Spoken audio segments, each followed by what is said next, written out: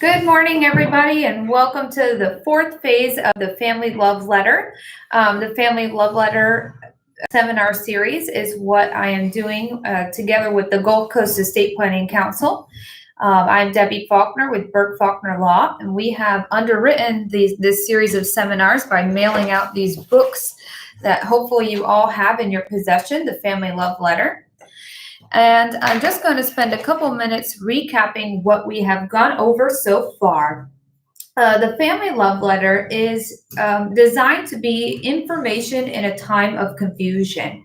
So estate planning is what we practice at Burke Faulkner Law in conjunction with business law. But estate planning is more than just drafting up a will or drafting up a trust and being on your merry way. And so what we have done, co-sponsored with the Gulf Coast Estate Planning Council, is this series of seminars that is designed to take care of your non-financial elements of your legacy that you'd like to pass on to your children. So the primary goal of estate planning is really not to protect and preserve your assets. It's to protect and preserve your family. So the Family Love Letter is it's a physical book that we have mailed out to everybody who has requested one. If you do want one and you don't already have one, please email us at info@gulfcoastepc.org and we will mail you out one of these. Or you can just put your email right here in our live chat and we'll email you and get your address and mail you out a copy of this. So the goal of this book and what it kind of goes over, guys, is it's an inventory of assets and of advisors and people that are important to your entire estate and what that is for you. But there's also some non-financial elements to the love letter that really we feel are just as important as the financial aspects of making your estate plan. One of the, there's really three main purposes of filling out the Family Love Letter in addition to doing your estate planning. Number one is that it allows you to reduce confusion and stress when the time comes that you pass on. Your family is going to be devastated. Unfortunately, this past Sunday, on Easter Sunday, I lost a very, very, very dear friend of mine. To cancer, and that time just came, and it's a time when the family's left behind grieving, crying, upset. It's a time that is not optimal to leave your family with maybe a properly drafted will and trust perhaps, but without a way of knowing where the assets are, who to call, who the financial advisor is that you work with, maybe how to get your medical records if there was an issue with your medical care, things like that.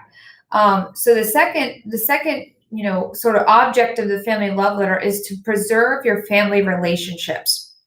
And so one of the aspects of the Family Love Letter that we talked about last week and what your homework was to go to section 5 of the Family Love Letter, which starts on page 34 for those of you who have your love letter with you. And it talks about your family history and your ethical will. So what that really entails is saying where you were born and your family history and your religious beliefs and maybe some facts about your family's medical history or your family's other history.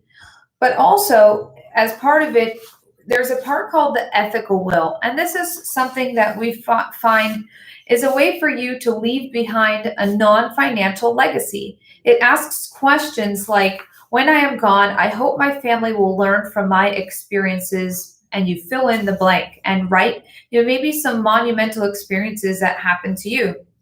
I believe the most important things in life are, and there's a place to list those here. The most important thing I've done in my life is this.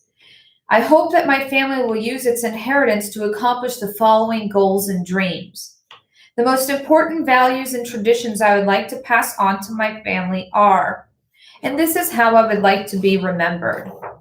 Guys, these are things that are not in your will. They're not in your trust. Your will and your trust are legal documents, but they don't take care of the non-financial legacy that you would like to leave behind to your children. And that's where this comes into play, and why, at Burke Faulkner Law, we partnered together with Gulf Coast Counsel to make this seminar series happen. Because I'm sure many of you, like myself, have experienced the loss of someone very close to you. And there's so much more to the situation than just gathering together paperwork, looking at where the assets are, and moving them to the next generation. We all want to be remembered in a certain way. We all want to leave something behind. And perhaps that something isn't, a financial donation we've made to a charity. Perhaps it's just some wisdom or kernels of wisdom that we want to pass along to our grandkids, our children, our nieces, our nephews, and the people that we leave behind. And that's the beauty of having this family love letter completed and put with your trusted advisor, whoever that is, whether that's a family member or you keep it with your estate planning documents. It really augments and adds to your financial legacy. At our first seminar a few weeks ago, we had a process that we had you go through. We sent you out this paper, which you might hopefully looks familiar, asking you to gather together your insurance policies, your banking statements, your investments. Guys, we're in quarantine. It is time. It's a good time to download statements to make this happen. Gathering together your legal papers, your deeds, your titles, financial records, and other things. This lays the groundwork for the other aspects of the family love letter that do gather your information together. A lot of the times when I have clients come in to do their estate planning, we do have a financial section of our questionnaire that goes over various accounts and kind of what type of assets people have. But nowhere on there does it ask for account numbers and identifying information that in the event of a tragedy would actually be needed by your family member that you name in your documents to take care of your estate for you. And that's where this comes into play. It's kind of like thinking, guys, we all have a junk drawer at home, and that piles up filled with stuff. And the older we get, the more junk goes in that drawer. This is, a way that we can look into the junk drawer, unpile that paper trail that we all have that is lying in a junk drawer, perhaps disorganized, and to put it into like a deeper, more unified way that we know where to find your stuff and who to contact in the event that something happens to you. Because a lot of times people think that just by virtue of having a will done or having a trust completed, that somewhere out there in the universe, there's a magical place that contains all of the information. Like, okay, well, I made my trust. Doesn't everything that I own already belong in there? The answer is no, guys. In order to have a plan work correctly, you have to take your individual things and move them into the trust. So that by doing that, you create an inventory in a sense, but there's still no uniform document that lists everything that you have unless you create that document. And that's one of the goals of the family love letter, along with the non-financial aspects of the family love letter that I think are just as important, if not more important, than the financial aspects of the family love letter. So we discussed last week that your homework was to go over the ethical will and the family history section 5, that begins on page 34. I think this week I would like to go back to section 4, which begins on page 24. And what this section begins with is a list of all of your documents and where they are located. Hopefully, 3 weeks ago, when you started the Family Love Letter series with us, you did your data gathering and gathered your documents in one location, so that this would be a lot easier for you to just put, the location is all the same. But basically, guys, this is your estate planning documents, but also your 529 plans, any organ donation forms, your medical directives, your LLC documents if you have privately held companies, any separation, divorce agreements, birth certificates, titles, all of that sort of thing. the beginning of section 4, asks you where all those things are located. And I cannot emphasize enough how valuable this is when the court appoints somebody to administer your will and they're responsible for finding everything. This is invaluable, guys, because it's not something you put inside of your will. You don't write in your will, oh, my adoption papers are located under my bed in a box. That's what this is for. And so it really is able to help you and help your family in the time of confusion to not have to think through, well, where would mom or dad put this paper? Where could I find this? And especially in the age and era of digital assets, something like this is all the more important than it ever has been in the past. In the past, when somebody was appointed to be your executor or appointed to be your trustee, they could spend 3 or 4 months opening statements that came in your mailbox and likely do a very good job finding all of your assets and identifying all of your your creditors. But now things come to us digitally. And so people are more and more relying on their email, relying on digital statements. If you don't have a place for, your family to identify your password or access those documents, it's likely that assets will be left out in the cold because nobody will know they exist. I recently had a case in the probate side of my practice where there was over $32,000 in the state registry of unclaimed assets because nobody knew about the asset, about the insurance policy, and it was remitted to the state government. In Florida alone, there are billions with a B of assets that are unclaimed by families and unclaimed by individuals, and it's located in a place called the Florida Treasure Hunt. This is part of the process of what we want to avoid for your family is, your family missing out on some of your assets by not having knowledge of where they're located. So that's part of what this is all about, guys. So, some of the important parts of this section 4 that I want to highlight for you is on page 25. It says, and kind of near the middle, I may receive an inheritance from, and the possible amount is blank. This is information that's probably, you are the only one that's privy to this information other than the person possibly leaving you an inheritance. So it's important information to pass along to your family. Upon my death, my heirs will or will not receive a distribution or benefits from a trust and where that trust is found. Or whether or not you are a beneficiary of a trust. I have a lot of clients whose families set up a trust back in the day and they received some money that may not be known to your wife, to your husband, to your children. It's important to put in there in case there is a benefit that continues on after your own passing. Some of the other parts of this section that I want to draw your attention to is at the top of page 26, it talks about special needs family members. Guys, I cannot emphasize enough, and I know I said that earlier about something else, but I cannot emphasize enough that if you have an individual in your family with special needs and you're planning to leave them an inheritance, it is critically important that that inheritance is protected in a trust, because if it's not, the person receiving a public benefit for their special need could possibly lose their public benefit. An inheritance could jeopardize your loved one's, state and government benefits that they're entitled to for having a special need. So that's also very important to put in here. Business ownership. I'm not going to read each section of this to you, but one of the other sections that I find very, very important, and Glenn also talked about it last week, is digital assets. As I mentioned earlier, more and more bill pay, our bills, our creditors, it's all online. How many of you actually get paper statements anymore? Probably a few of you, but probably not many.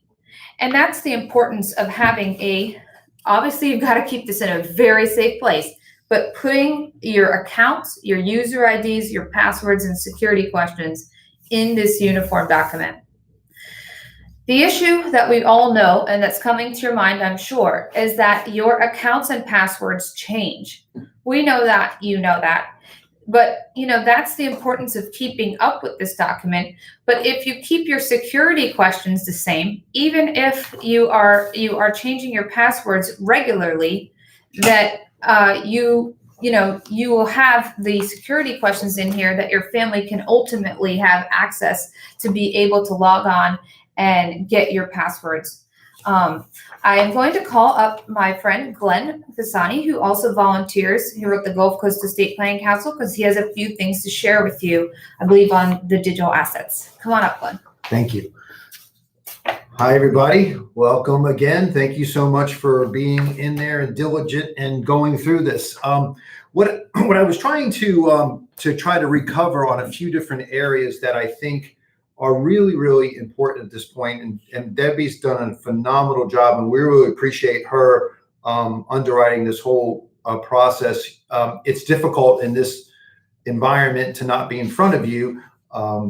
If any of you have been to one of our seminars, you'll know that we usually do them on a regular basis, sometimes 2-3 times a month. We start off with a general overview of estate planning. One thing I want to tell you, I'm really excited about, Debbie has just finished a video which will be on the Gulf Coast Estate Planning Council website. So if you have your book, please make sure, take a look at the back cover and go to our website. If you don't have that, just email us, we'll give it to you. But it is www.gulfcoastestateplanning.org. And basically what she's done is broken out the 5 important documents that you need for estate planning in a short video. I think it's phenomenal in the fact that it is short. It's only about 4 minutes long for people like me who have a short attention span. 4 minutes is about the max I can go, excuse me, but breaks out what you need and what those documents are. So again, what we're trying to do is keep putting out information through the Gulf Coast Estate Planning Council to help you get a lot of this stuff done. So there's a few things I want to cover on digital assets and tell you a funny story that comes along with this, is that we find more and more that these documents are not someplace printed out, and it has to do with life insurance and how a lot of places now have been doing something which I think is extremely important, especially for your parents. They have an ability to add a next, what they call an interested person to it. So let's go through how that example works. Mom and dad have a life insurance policy at XYZ Insurance Company. You know that, but they, by law, cannot release any information to anybody other than the insured, or really actually the owner, to be 100% there. So basically you just add information. You say, I'm the daughter, I'm the husband, I'm the wife, I'm the kids of this person. This person has to sign the form saying it's okay. But what would happen is, if something happened, like, and there's an unbelievably horrible story in the front cover of this about an insurance policy gone awry. If you get to read that, please, Jeff Scroggins does a great job of talking about this situation.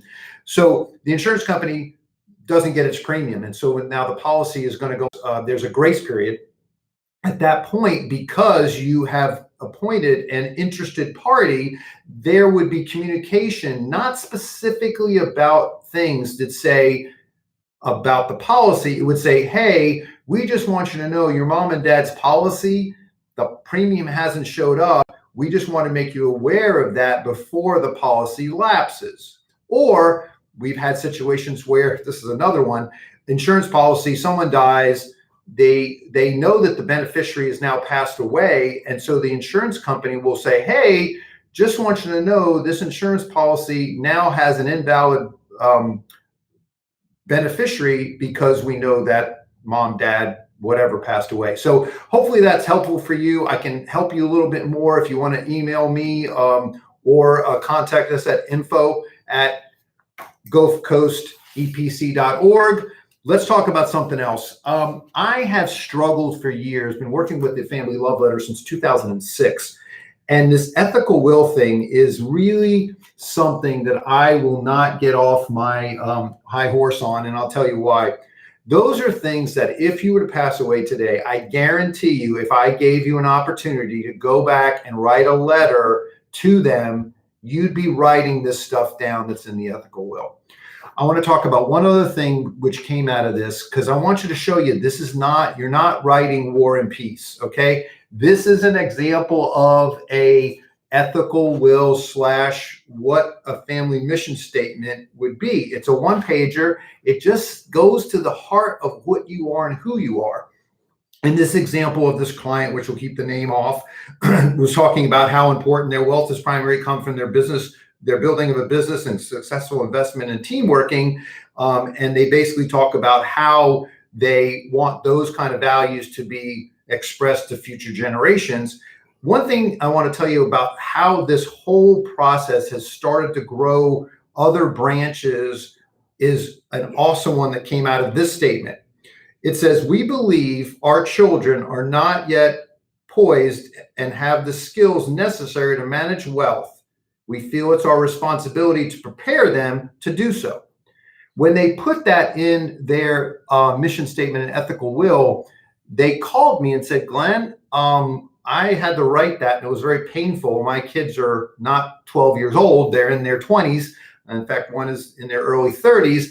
And it's hard for me to admit this, but my wife and I sat down and said, if we were to go today, our kids do not have the fundamental understanding of finances and basically of how money works. And I need some help with that. And so there is something that Debbie and I are working on for a financial literacy program.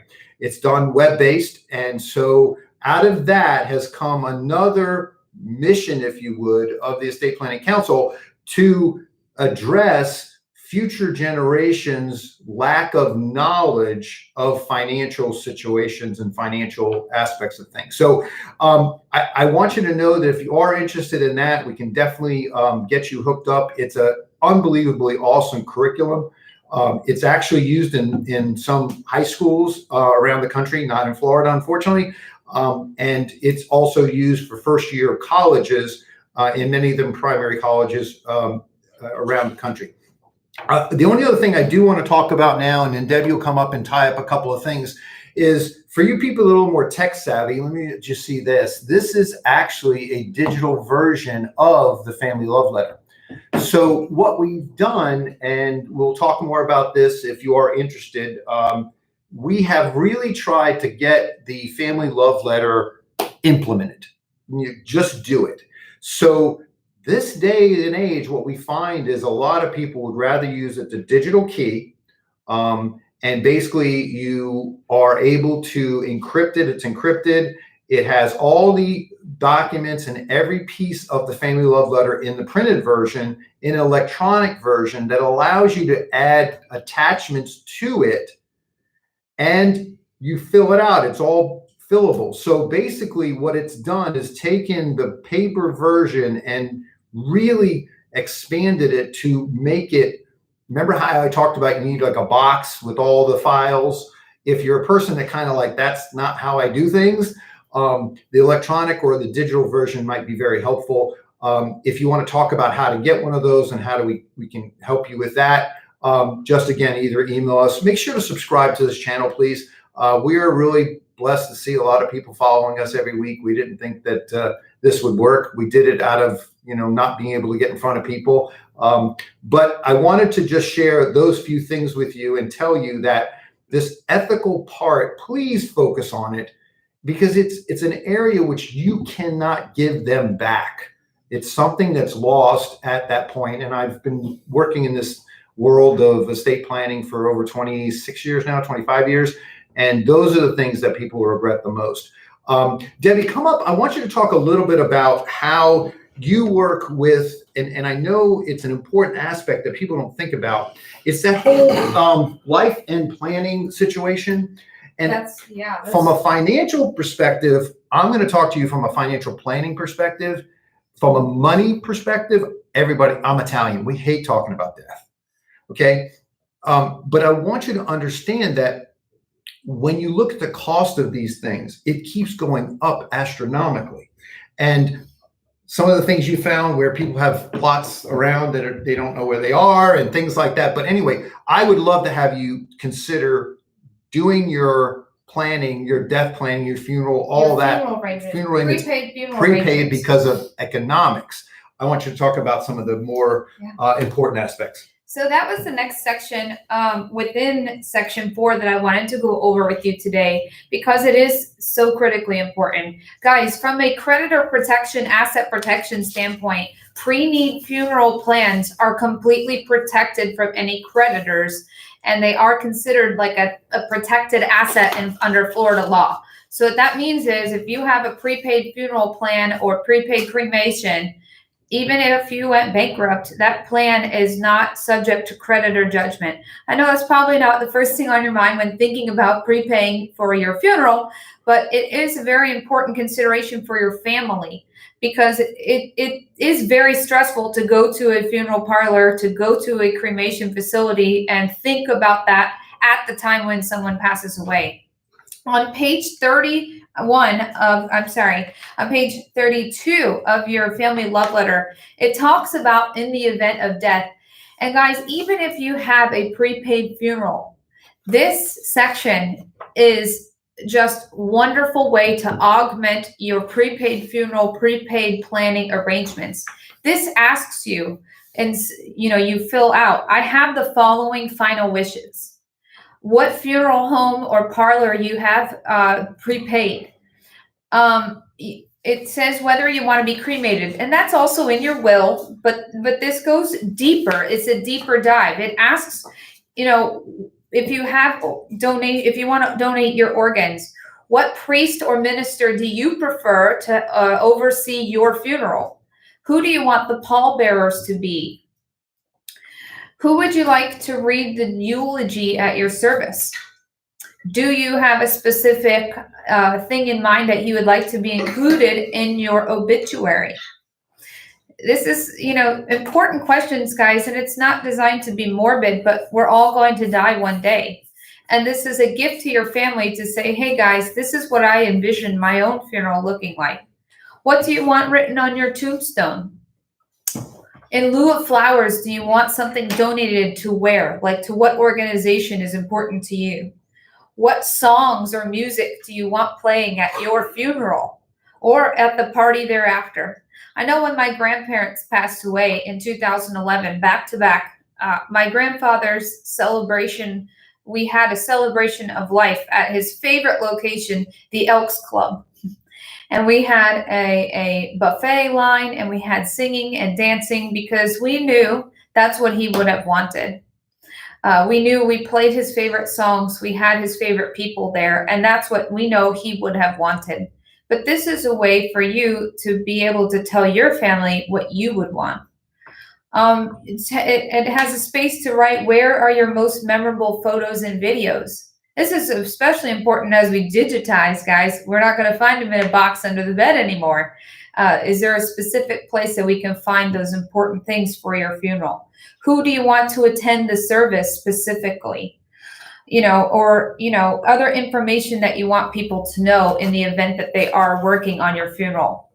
This is all part of section 4 of the family love letter that I wanted to go over today.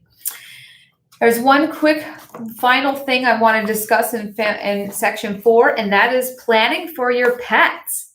Guys who know me, if you know me, you know that my dog is life. I do not have children. I am not married, but I have a dog that I love more than anything. So this goes over exactly what you like, who your pets are, how old they are, what special needs they may have, and what you want to happen to your pets in the event that something happens to you. Just 4 weeks ago, I guess 3 weeks ago, my dog Nina required emergency surgery because she swallowed a corn cob. And that surgery was many thousands of dollars. And it brought me to thinking, if my dog had been left behind and I had died, would anybody else want to spend literally thousands and thousands of dollars on her emergency surgery? Probably not, guys. But for me, it was more important than anything and more important than money that my dog received that emergency surgery and she could continue to live a long life. She's only 3 years old. So this section goes over that and what you want people to know in your family about how you want your pet to be provided for in the event that you pass. In your estate plan, this translates to having a pet trust. And so, each aspect of the family love letter goes over a little piece of your life and all together provides a great springboard to creating a comprehensive estate plan. So that's all that we have time for today, guys. Join us next week, same place, same time, and we will go over section 5. Well, we will go over part 5 of the family love letter process. Don't forget to subscribe to our channel. Email us with any questions at info@gulfcoastepc.org. Thanks so much for joining us. Have a great day.